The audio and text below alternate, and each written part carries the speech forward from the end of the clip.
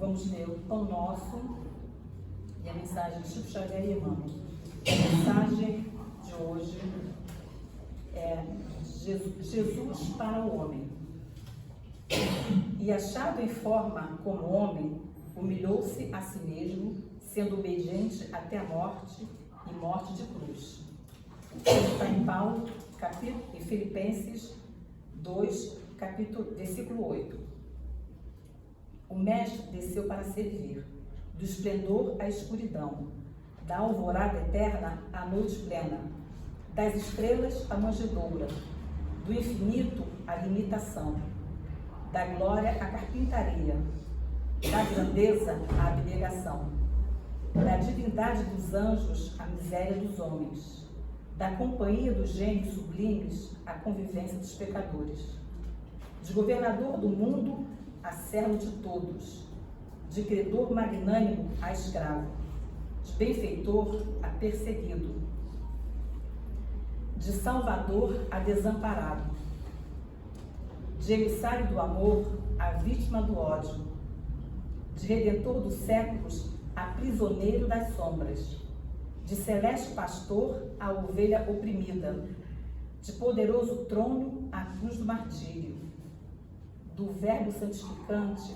ao angustiado silêncio, de advogado das criaturas a réu sem defesa, dos braços dos amigos ao contato de ladrões, de doador da vida eterna a sentenciado no vale da morte.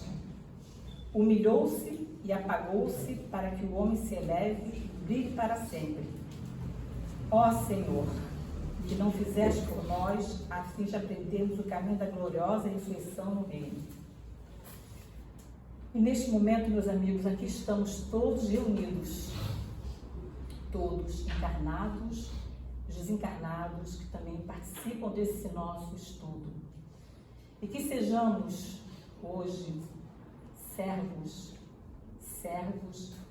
deste Mestre que fez tudo por todos nós e que agora só pede que escutemos para que possamos aprender. E agradecemos ao nosso amigo, a esse menino em corpo, um menino que seria de muitos de nós neto, mas que está aqui para nos ajudar nessa caminhada da União Espírita Humberto de Campos, e que veio aqui com toda a dedicação de um espírito muito, muito antigo, nos ajudar a entender, a aprender e a guardar dentro de nós para praticarmos lá fora no mundo esse aprendizado que o Mestre nos deixou, amar ao próximo e sermos homens de bem. Obrigado, Senhor. Seja bem-vindo.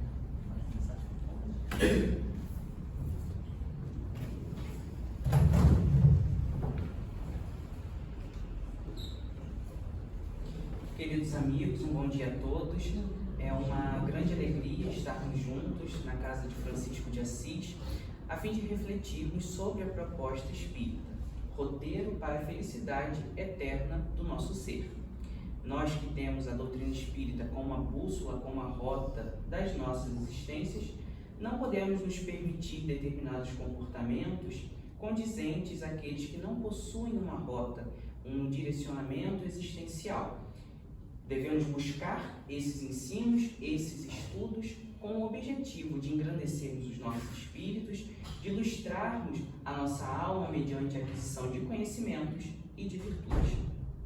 Eu me recordo de uma história contada por um índio norte-americano, em que ele relatava que dentro de si possuía 2 leões antagonistas, brigando.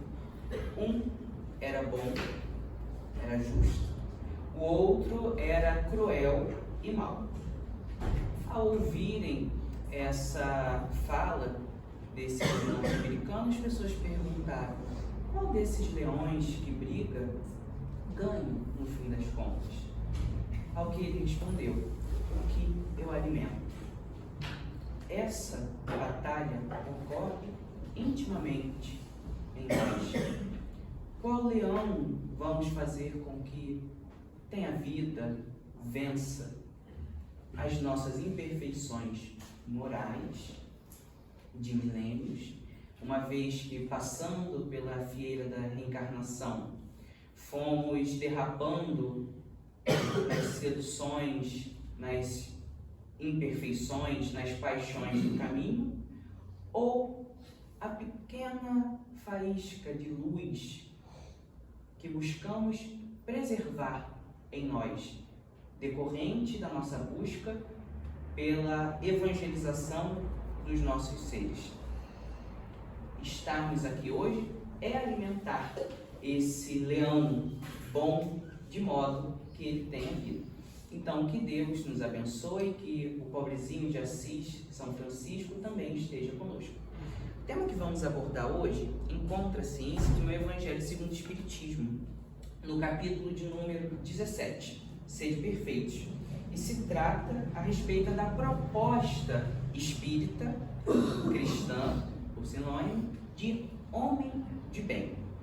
Todos nós aqui, eu imagino, somos espíritos de terceira ordem, ou seja, possuímos em nós a matéria, a sedução pelo que é de ordem material mais forte do que os interesses do espírito.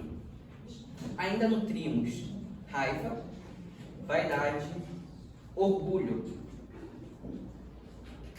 mas temos o anseio de passarmos desse lugar, que ainda é o lugar comum da Terra, sermos espíritos de terceira ordem, para uma categoria acima, sermos espíritos de segunda ordem, espíritos bons, conforme Allan Kardec estabelece na escala espírita.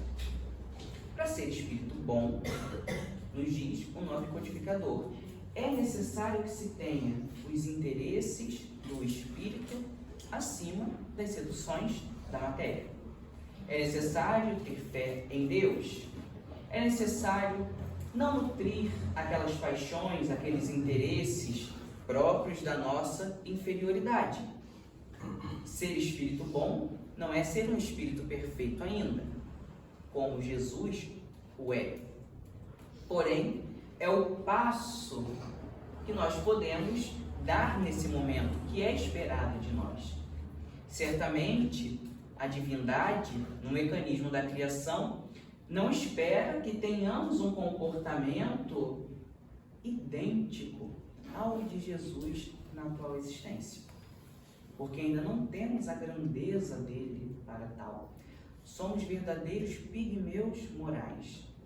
O que a divindade espera de nós é que tenhamos, ao mínimo, o desejo do bem, colimando Jesus.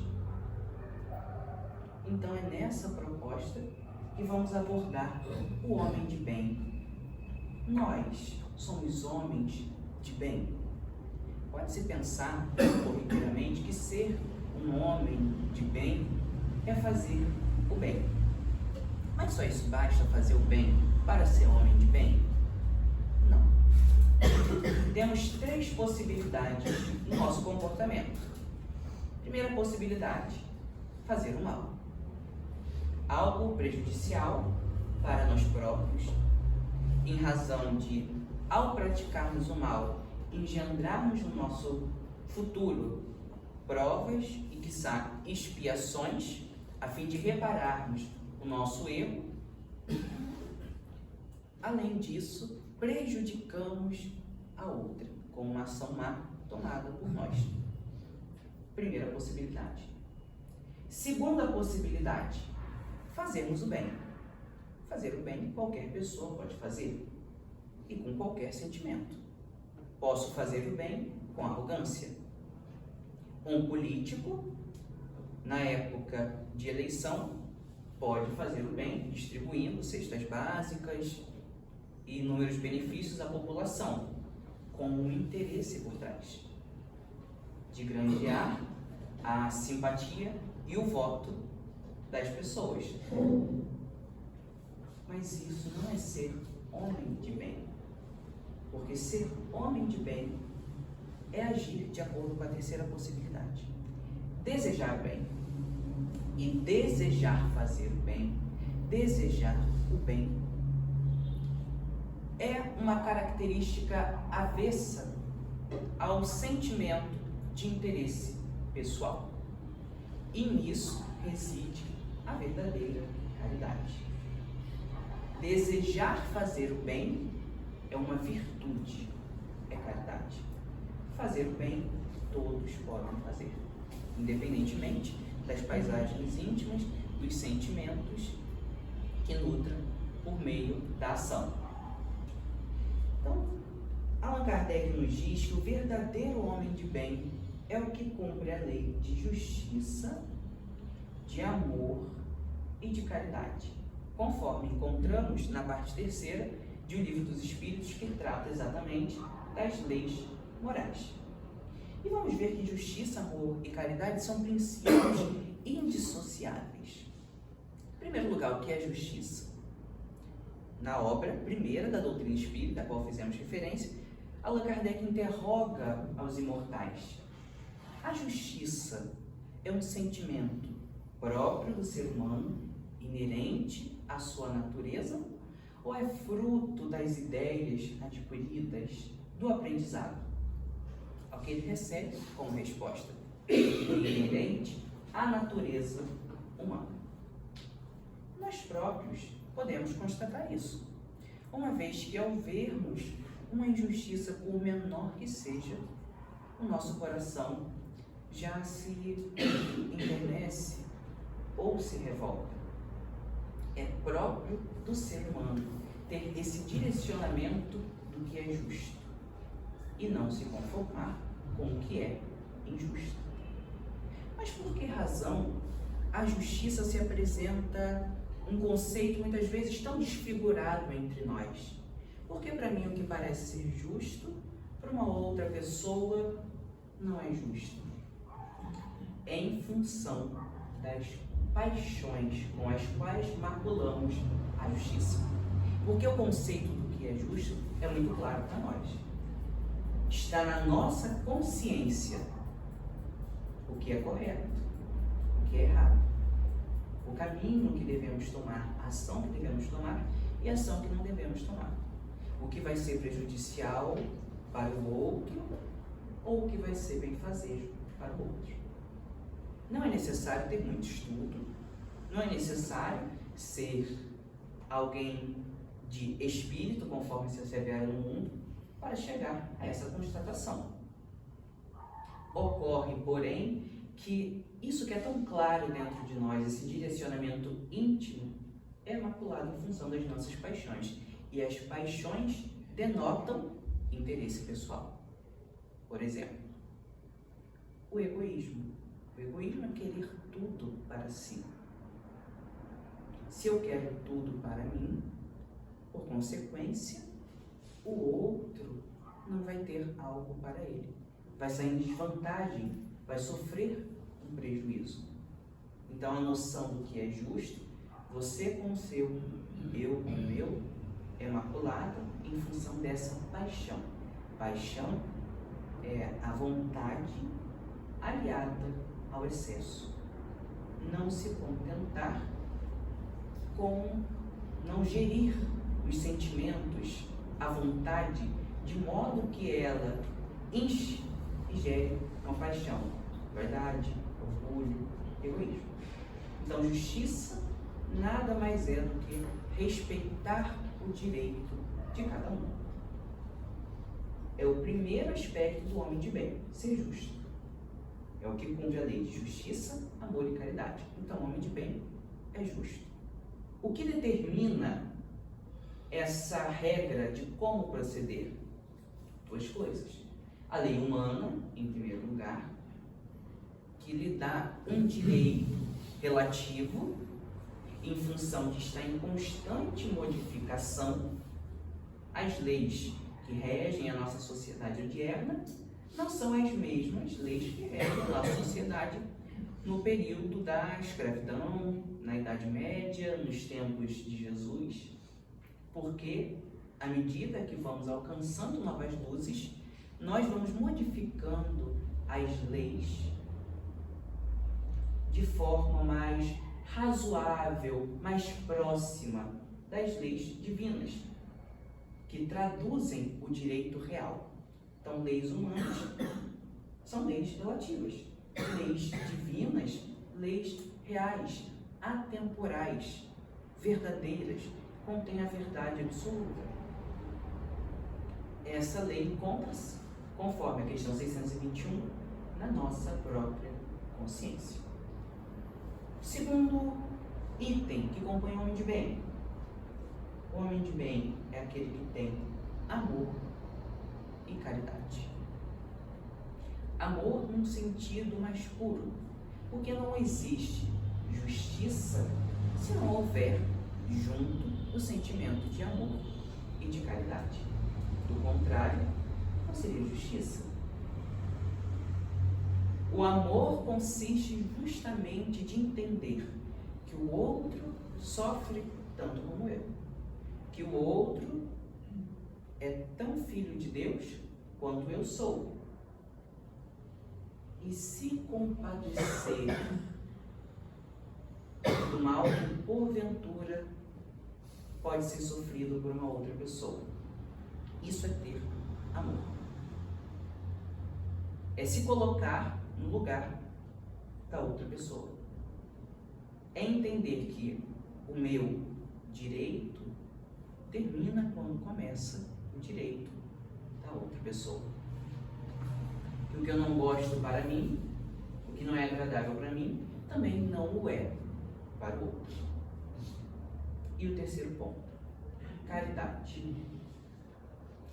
Caridade que numa visão parca do nosso dicionário, e que vem sendo expandida pela doutrina espírita, significa, no senso comum, dar esmola, dar o que nos falta para alguém que esteja numa condição inferior à nossa.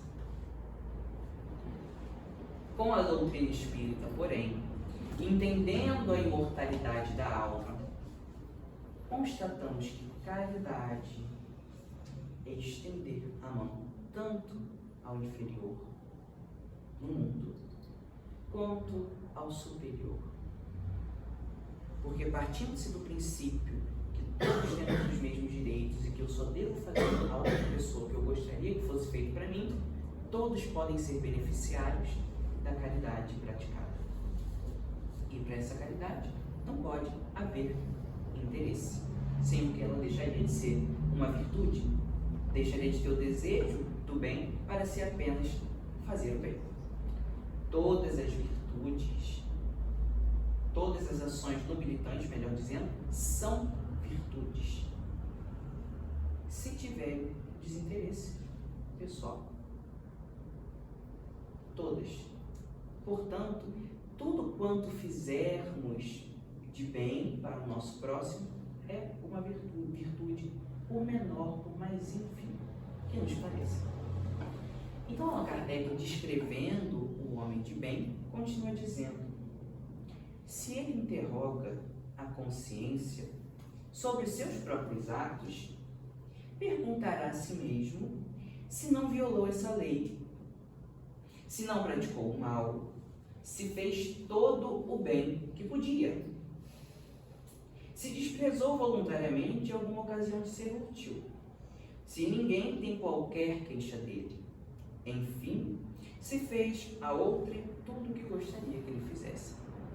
Aqui no texto vale destacarmos duas frases. O homem de bem interroga a consciência se não praticou algum mal. Em seguida, Kardec diz: se fez todo o bem que podia. Não basta não praticarmos o mal. É preciso praticar o bem. Em nenhuma parte na criação existe a possibilidade da inação. Toda escolha é uma exclusão. Se eu escolho não fazer o bem, automaticamente eu estou fazendo mal. Não existe a possibilidade de ficarmos, como se diz popularmente, em cima do muro. A divindade espera que o homem faça o bem, haja, porque quando não faz o bem, automaticamente ele está agindo, está contribuindo para que o mal se estenda de maneira maior por sobre a terra, na sociedade. Então o homem de bem interroga a sua consciência, se está fazendo o bem e se está deixando de fazer o mal. Esse é um conselho muito valioso, dado por Santo Agostinho na questão 919A de O Livro dos Espíritos, no item que aborda o conhecimento de si mesmo. Muitas vezes parece para nós uma tarefa pouco prática nos reformarmos moralmente. Nossa, é tão difícil ser como Jesus, ou tentar imitar pelo menos Jesus, não é? Como Francisco de Assis, ter aquela serenidade, aquela paz íntima que se reflete no mundo exterior. É tão difícil, especialmente no nosso mundo atual, em que tudo é tão veloz, tudo é tão perturbador. Nos parece uma missão distante. Digo missão porque pensamos também que missionário são somente os grandes espíritos, que têm missões que impactam toda a sociedade. Porém, nós somos missionários das nossas próprias vidas. Nosso compromisso com nós mesmos. E Santo Agostinho, nessa questão a qual nos referimos, 919A do Livro dos Espíritos, nos dá isso, digamos que mastigado, um caminho para vencermos as baixadas das nossas imperfeições morais. E ele fala com conhecimento de causa, porque na mensagem encontramos o seguinte: façam o que eu fazia enquanto me encontrava na terra. À noite, antes de dormir, passem em revista todos os atos do dia de vocês. Vejam se praticaram algum mal, se fizeram todo o bem que podiam, se foram úteis no máximo, no limite das vossas forças. Se chegarem à conclusão que sim, podem ter uma boa noite de sono, com tranquilidade, recostar a cabeça no travesseiro para aguardar um novo dia no corpo físico. Se não, durma com a consciência de que necessite melhorar e no dia seguinte esforce-se para tal. Vamos querer mais mastigado do que isso? É uma receita de bolo, não é? Porque a gente pode pensar às vezes assim, o dia a dia é muito corrido para que a gente pare para fazer esse tipo de reflexão. Eu trabalho de manhã e de tarde, à noite tenho faculdade, tenho os compromissos no lar, me falta tempo para fazer esse tipo de reflexão. Porque o presente, a vida atual, nos diz Santo Agostinho, é algo positivo, é algo certo. Nós no dia seguinte teremos os nossos compromissos, os pais buscarem os seus filhos, levarem os seus filhos à escola, os estudantes irem para a sua faculdade, entregarem seus trabalhos, aqueles que trabalham profissionalmente também têm as suas tarefas. Isso é certo que vai acontecer. Mas a ideia da vida futura, para muitos de nós, por falta exatamente dessa consciência viva do que nos espera na imortalidade, nos parece um tanto quanto pálida, distante, incerta. Mas é exatamente isso, esse tipo de pensamento que os espíritos superiores intentam destruir em nós. A ideia de que o futuro é algo pouco certo. Não, o futuro é algo certo. A doutrina espírita multiplica as provas materiais e nos dá subsídios filosóficos para também chegarmos a essa constatação.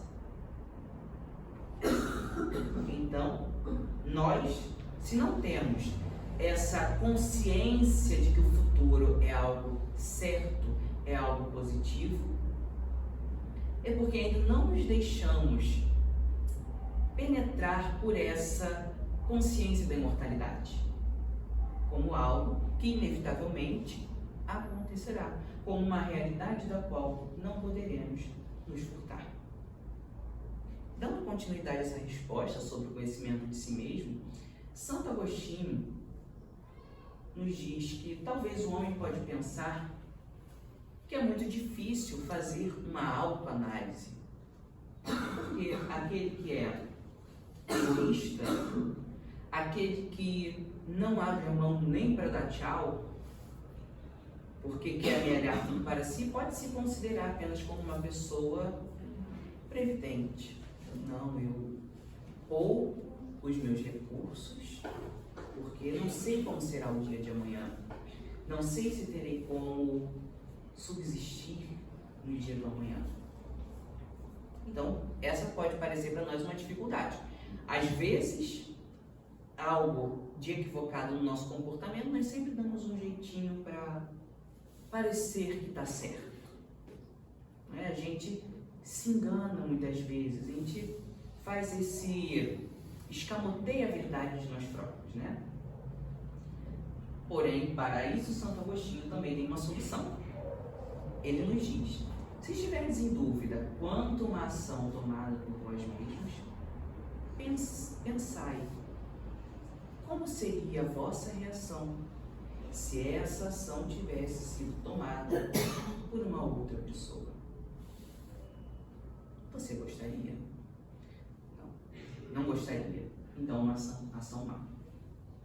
Você gostaria que essa ação fosse tomada por uma outra pessoa? Sim, uma nobre ação, uma ação justa. Gostaria, sim. Uma ação conforme as leis de Deus, as leis divinas próprias para a nossa felicidade. Então, é uma ação que devemos tomar. Com esse modus operandi trazido por Santo Agostinho, nós temos a receita de bolo para vencermos as nossas imperfeições morais e praticarmos a lei de justiça, de amor e de caridade. Fazermos um mergulho interior. Praticarmos realmente as máximas evangélicas, que talvez podem nos parecer distantes, mas que com exercício se aproximam da nossa realidade. A natureza não dá saltos. Isso se diz com relação ao aspecto físico, ao aspecto material. Porém, o mesmo podemos dizer, trazendo para o campo moral. Nós não damos saltos. Nós não podemos esperar que determinados vícios trazidos encarnações a fio ao longo de inúmeros milênios se desfaçam logo na presente encarnação. Serão inúmeras as encarnações, as reencarnações necessárias para que nos despojemos desses vícios, e passemos a amealhar apenas virtudes no nosso comportamento. Conforme nos diz o Espírito Emmanuel, temos milênios de escuridão se antepondo a uma pequena claridade, que é o nosso conhecimento da verdade hoje, que é o nosso intento por tentarmos nos melhorar. E agora Allan Kardec vai, dando prosseguimento à mensagem, nos trazer outras características mais específicas do que seja o homem de bem, que é no primeiro parágrafo, e nos traz o homem de bem de um modo geral. Agora o codificador vai esmiuçando. O homem de bem tem fé em Deus, em sua bondade, na sua justiça e em sua sabedoria.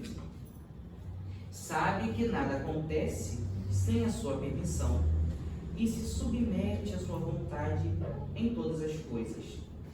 Tem fé no futuro, razão pela qual coloca os bens espirituais acima dos bens temporais. Sabe que todas as vicissitudes da vida, todas as dores, todas as decepções são provas e expiações, e as aceito, sem murmurar. João. Obrigado.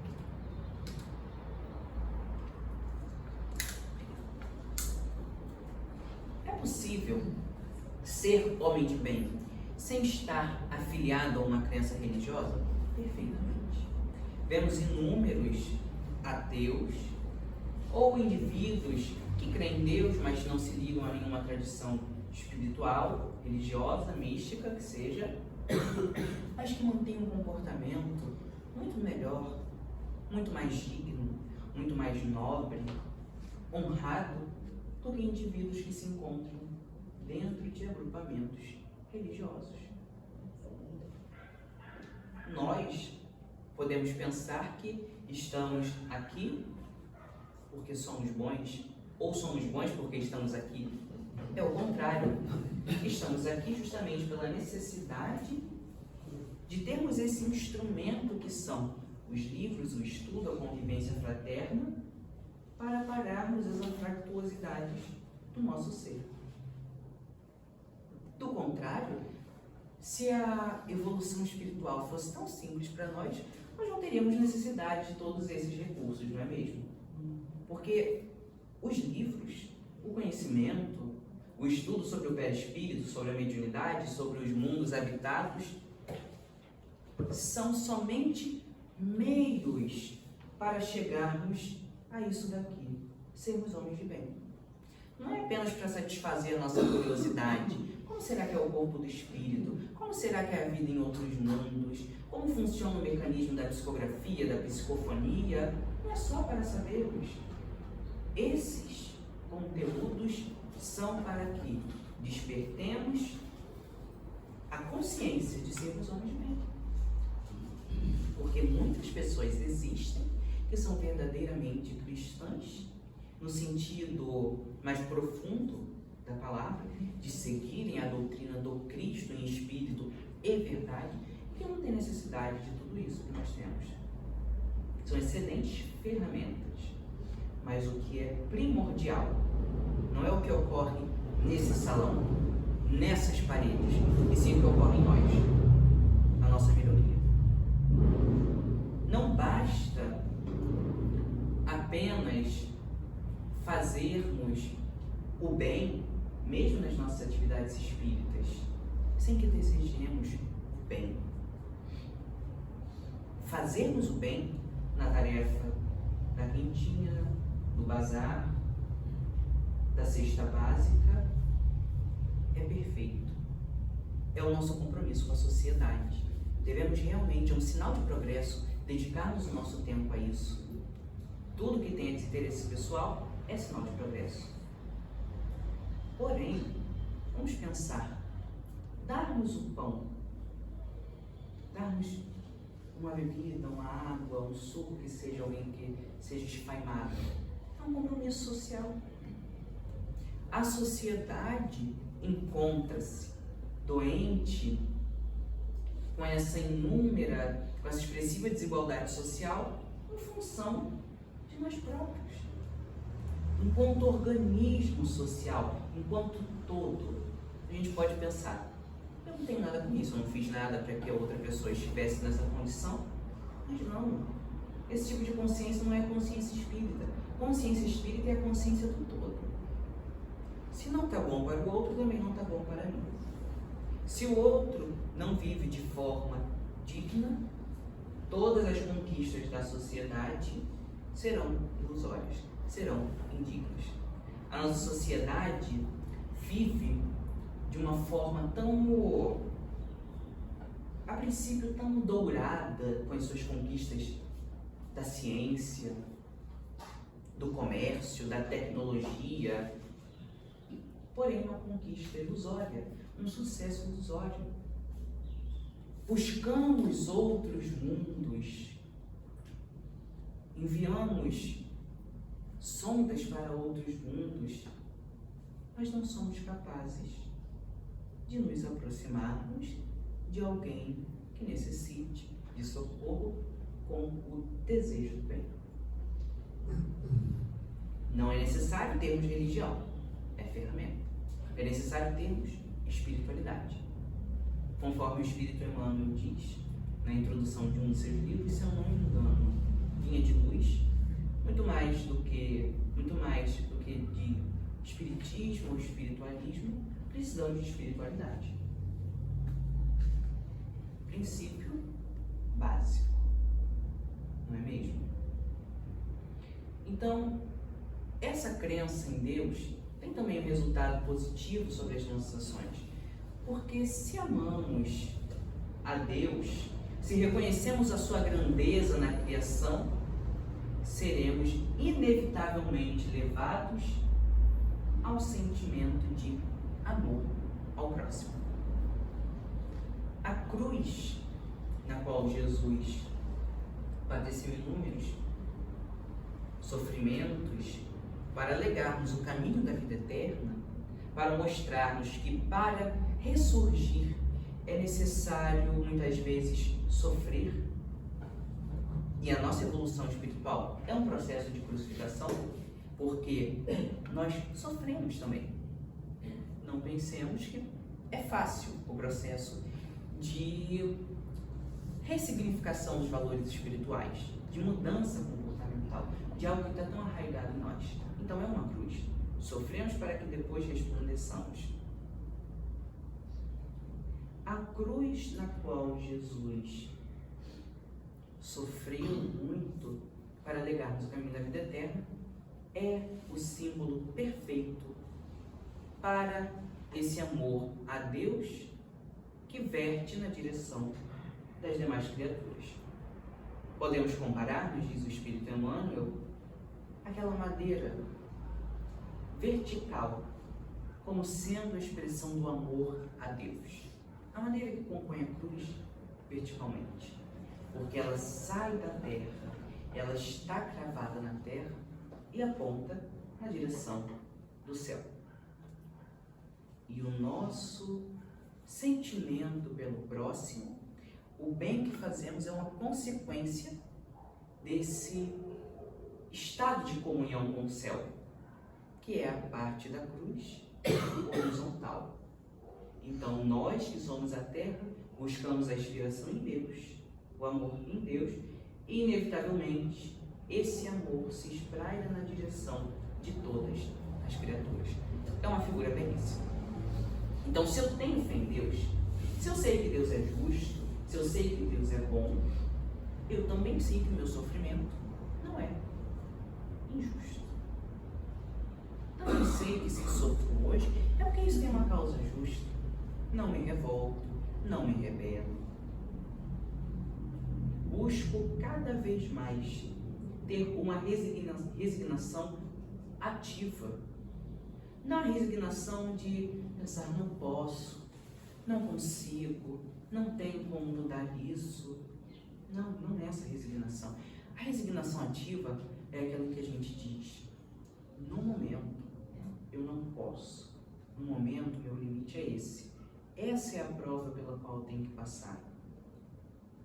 Mas vou trabalhar para não sofrer tanto, para tentar mitigar o meu sofrimento. E se Deus permitir, esta prova, mediante o meu esforço de melhoria, será retirada de mim, se houver aprendido com ela. Não é se crucificar na cruz, não é se crucificar em sofrimentos, se crucificar em dores, em lamúrias, em lágrimas. Isso não é resignação. Isso é pessimismo. O homem traz em si o desejo incessante do melhor. Não é se acomodar com o sofrimento, é aceitar o sofrimento, mas trabalhar para que ele seja afastado, se Deus permitir, se tivermos aprendido com ele. Então, a consciência da verdade divina faz com que sejamos homens de bem, à medida que, se eu tenho isso em mim, eu não preciso mais despojar o outro, não preciso mais destilar a minha raiva, o meu pessimismo, as minhas angústias no outro, e passo a ser um indivíduo útil, consciente, lúcido na sociedade, no meio no qual eu estou inserido. Continua o codificador. Possuído pelo sentimento de caridade, de amor ao próximo, faz o bem pelo bem. Olha aí o desinteresse. Sem esperar paga alguma. Retribui o mal com o bem. Toma a defesa do fraco contra o forte. E sacrifica sempre os seus interesses pela justiça. Encontra satisfação nos benefícios que espalha, nos serviços que presta, em fazer felizes os outros, nas lágrimas que enxuga, nas consolações que prodigaliza aos aflitos. Seu primeiro impulso é pensar nos outros antes de pensar em si. É para cuidar dos interesses dos outros antes do seu próprio interesse, contrariamente ao egoísta, que calcula os proventos e as perdas de toda ação generosa. Seu primeiro impulso é pensar nos outros antes de pensar em si. Se nós pensarmos, primeiramente, em nós mesmos, se cada um fizesse aqui, nesta sala, o que quisesse, todos viveríamos num estado geral de perturbação. Porque os nossos interesses, as nossas buscas, os nossos desejos se antagonizam. O que eu quero, você não quer. O que ela quer, vocês também não querem. Então são buscas, desejos, vontades distintos. Agora, se eu coloco em primeiro lugar o que é bom para o outro, em segundo lugar o que é bom para mim, todos viveremos numa harmonia geral, porque ninguém ferirá o desejo, a vontade de ninguém. Quem dera se tivéssemos compreendido isso lá atrás, quando ouvimos pela primeira vez com o advento do Cristo, legando-nos a verdade de sabor imortal. A nossa sociedade não seria tão injusta, tão cruel, tão desigual. O egoísmo, a violência, não campearia dessa forma tão descarada, com tanta disfarçatez, conforme podemos constatar. Vivemos um estado de perturbação social. Vivemos na cidade mais desigual do país, Rio de Janeiro.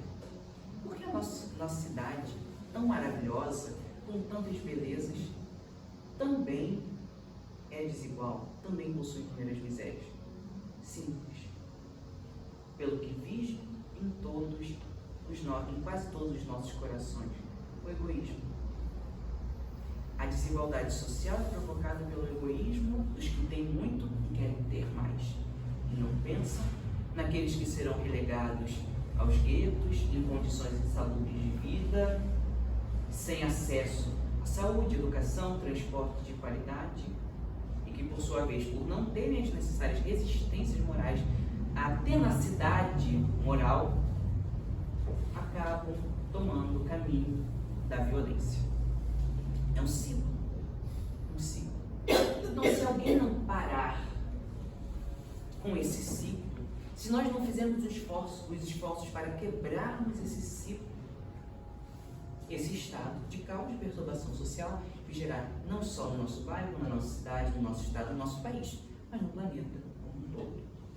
E a nossa ideia é anteciparmos, quanto seja possível, o mundo de regeneração. Um mundo em que ainda não seremos perfeitos, mas seremos espíritos com a vontade de sermos perfeitos. Seremos espíritos com a vontade de empreendermos um bem, um amor, na verdade. E por que digo empreender? Porque é justamente um empreendimento no mundo de hoje fazer o bem. Porque o resultado do bem nem sempre é imediato. O resultado do bem nem sempre é percebido por nós. Na condição de semeadores, vamos depositando as sementes pelo caminho pelo qual passamos, e muitas vezes nem sequer vemos aquela semente germinar, frutificar. Então é um empreendimento. Você aposta no que não vê. É isso. Ser amoroso, ser caridoso no mundo de erro. Porque nem sempre teremos a ação correspondente, ou melhor, a reação correspondente à nossa ação positiva, bem fazeja. Mas os Espíritos vêm justamente com o objetivo de dizermos: vale a pena amar. Vale a pena sair da normose na qual a maioria se encontra. Vale a pena despertar e quebrar esse ciclo de egoísmo, estabelecendo o primado da caridade na Terra. Sacrificial? Sim. Porém, nos dará recompensas. Aquele que opta pela caridade hoje pode se assemelhar a uma pilastra nesse frondoso edifício que vem sendo erguido desde os dias iniciais da Boa Nova com Jesus. O edifício, a pilastra, segura todo aquele peso, só ergue todo o edifício. A sua não é uma missão fácil, é uma missão sacrificial. Porém, ele se sente recompensado ao ver o resultado, ao ver que foi útil. Trazendo para a nossa realidade, saindo do campo dos símbolos e voltando para o campo da nossa realidade. Se fizermos o bem, sentiremos venturas, alegrias íntimas, pelo bem mesmo que fizemos. Pelo fato de fazermos parte de um grande empreendimento, o empreendimento do amor na Terra. Sem qualquer tipo de temor. Imaginemos se os primeiros cristãos tivessem temor. Quando eram levados para aquelas arenas em que seriam mártires da maior causa da Terra. Imaginemos se eles recuassem ou fossem para aquelas arenas com medo, com dúvida, com descrença. Não, eles iam cantando, porque sabiam que empreendiam em algo certo, mediante a própria experiência do líder a que seguiam, Jesus. No dia da crucificação, tudo parecia perdido para os seguidores de Jesus.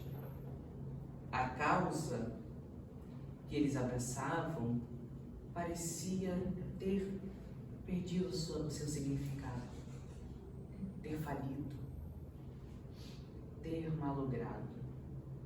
3 dias, porém, a ressurreição gloriosa em espírito ocorre, mostrando que a verdade é como o sol.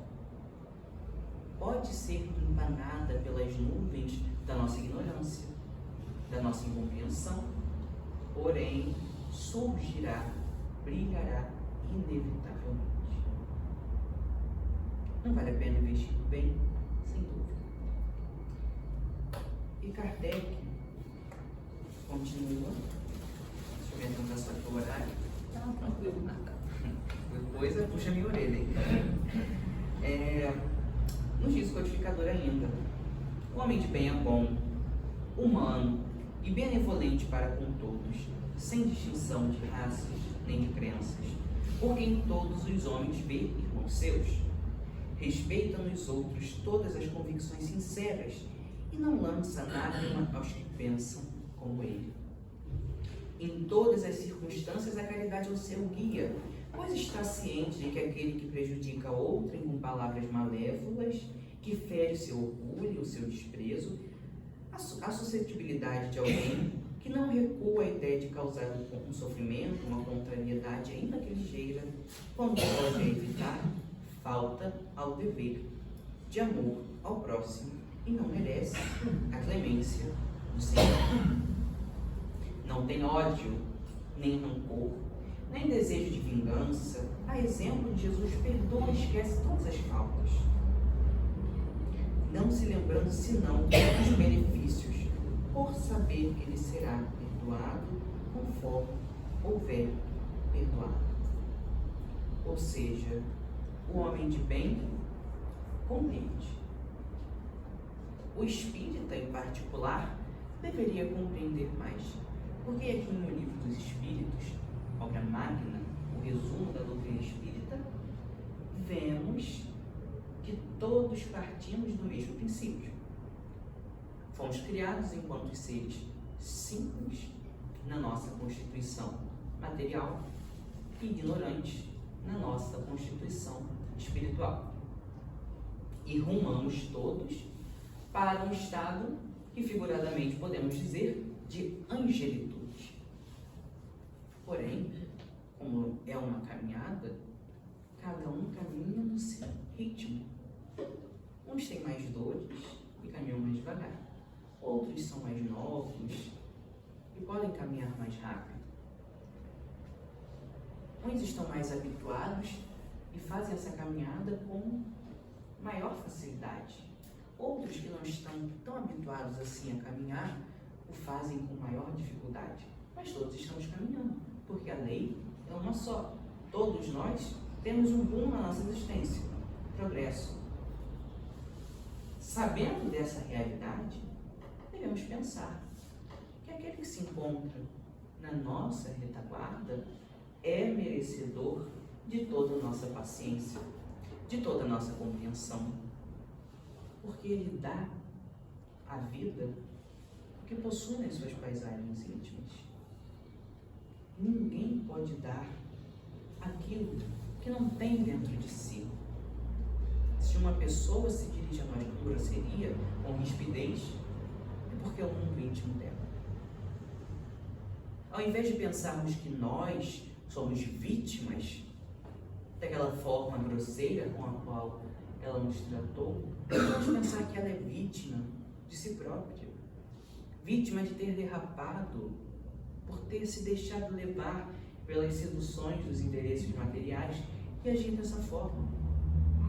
Mas o nosso orgulho, o nosso melindre, nos leva a pensarmos sempre que nós somos prejudicados quando alguém procede mal para conosco. Em realidade, a pessoa que procede mal é necessitada, é a doente. Essa é a visão que nós temos ou devemos ter dos nossos irmãos, dos nossos companheiros da retaguarda. E a visão que os companheiros que estão à frente de nós têm de nós mesmos. Eles pensam, quando nós caímos, quando nós tombamos, o mesmo. Quantas vezes recebemos por sugestão mental o direcionamento para agirmos de uma determinada forma e ignoramos? É a voz da consciência aliada, é a intuição da consciência aliada à inspiração dos espíritos bons, dizendo o caminho que devemos tomar. Mas ignoramos muitas vezes, e nem por isso eles deixam de nos amparar com as suas sugestões. Quando nós desconsideramos essas sugestões, eles pensam, é o estado íntimo dele. É um doente que merece ainda mais a nossa compreensão, a nossa misericórdia. A própria vinda de Jesus foi um ato de misericórdia. Porque Jesus não tinha necessidade de reencarnar. Ele não reencarnou. Quando se fala em reencarnação, traduz-se inevitavelmente o princípio das provas e expiações. Porque só reencarna quem tem um objetivo de ilustrar, de passar por provas para vencer as suas imperfeições. Jesus encarnou como um missionário. A sua vinda à Terra foi algo pontual e um ato de misericórdia. Quantas e quantas imperfeições nossas não atormentaram, digamos assim, Jesus? Não porque ele se sentisse atormentado, não isso, mas porque nós, quanta ingratidão, quanta imperfeição temos no nosso comportamento e E muitas vezes agimos dessa forma com relação aos ensinos de Jesus.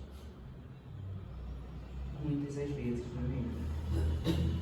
Eu tiro por mim. Às vezes a gente reclama, às vezes a gente esperneia, não gosta, discorda, mas depois a gente pensa com mais calma e está certo mesmo, né? O que está sendo falado há 2000 anos é a verdade. Eu que sou meio bronco e não consegui ainda me compenetrar nessa verdade. Continua Kardec. Homem de bem, não se compraz em rebuscar os defeitos alheios, nem evidenciá-los. Se a necessidade a isso obriga, procura sempre o bem que possa atenuar o mal. Estuda as próprias imperfeições e trabalha incessantemente em combatê-las. Emprega todos os esforços para poder dizer no dia seguinte que traz em si alguma coisa melhor do que na véspera.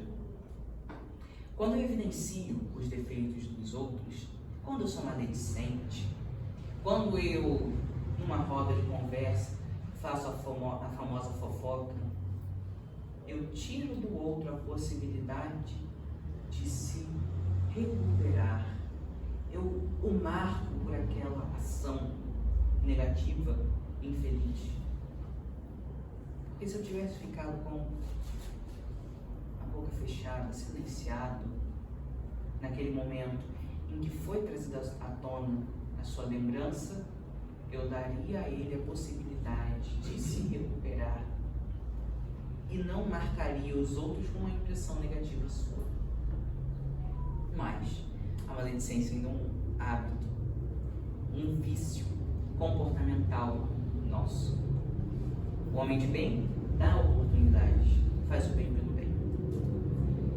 Não se envaidece da sua riqueza, nem de suas vantagens pessoais, por saber que tudo que lhe foi dado pode lhe ser tirado. Usa, mas não abusa dos bens que lhe são concedidos, porque sabe que é um depósito e terá de prestar contas, e que o emprego mais prejudicial que ele pode dar é o de aplicá-lo à satisfação das suas paixões. Ou seja, se o homem de bem é rico, tem elevadas condições materiais, ele sabe que é um depósito. Ele sabe que é alguém que deve multiplicar esses talentos conforme a parábola dos talentos, a belíssima parábola trazida por Jesus. Deus colocou isso na sua mão para que ele possa gerar riqueza. Riqueza não para ele, riqueza para a coletividade. Para que ele faça bom emprego. Para que os outros também sejam beneficiários.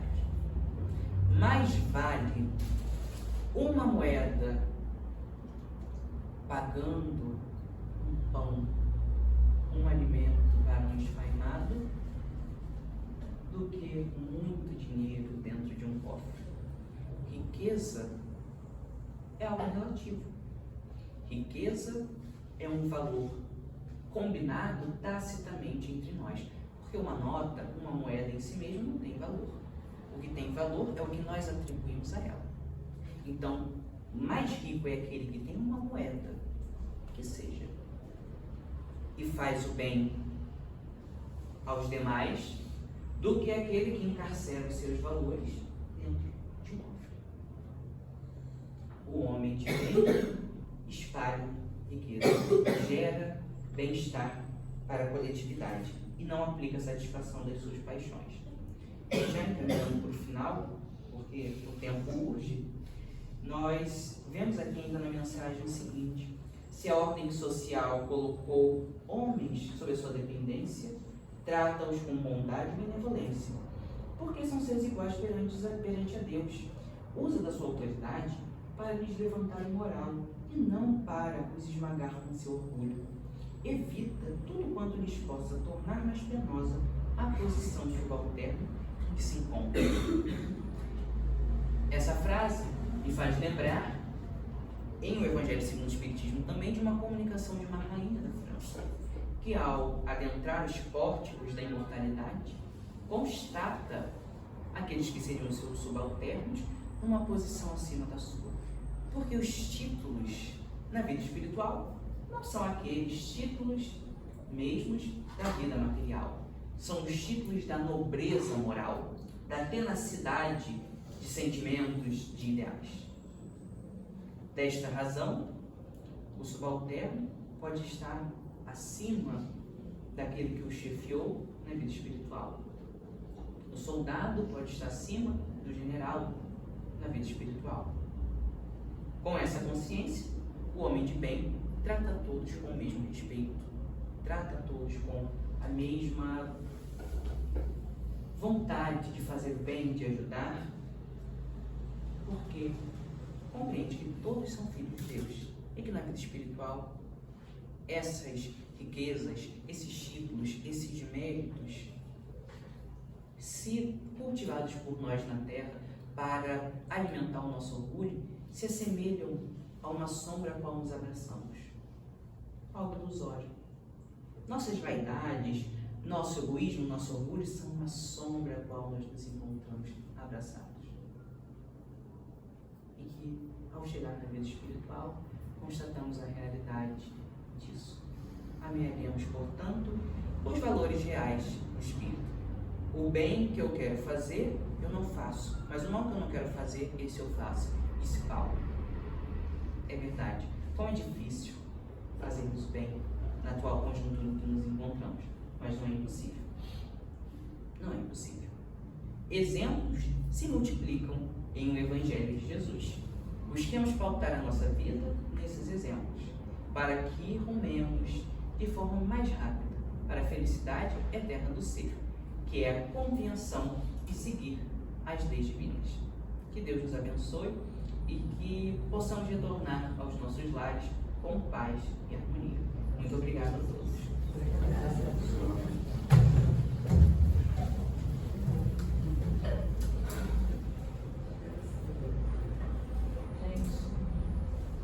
Olha a harmonia do ambiente, do início ao fim. Olha o bem que recebemos, o amparo que recebemos, juntos com os ensinamentos que vieram. Senhor, só temos que agradecer por esse momento. Essa espiritualidade que aqui estão presentes, que auxiliaram o nosso irmão João nessa palestra que veio do Mestre, que só pede que sejamos realmente homens de bem, que tenhamos a caridade realmente, o amor, a fraternidade dentro de nós.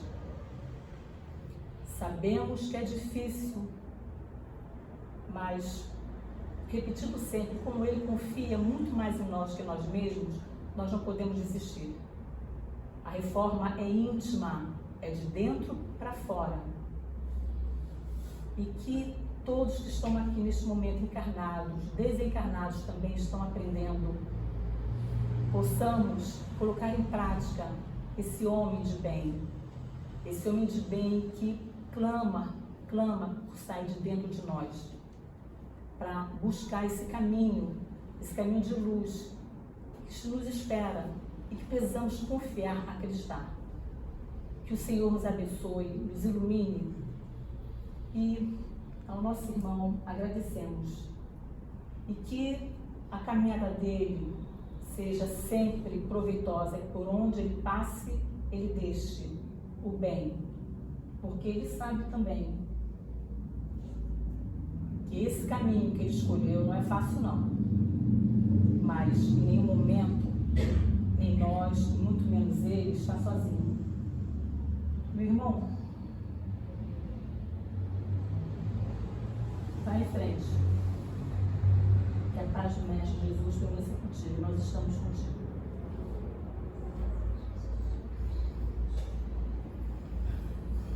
Obrigado, Senhor. A paz esteja com todos.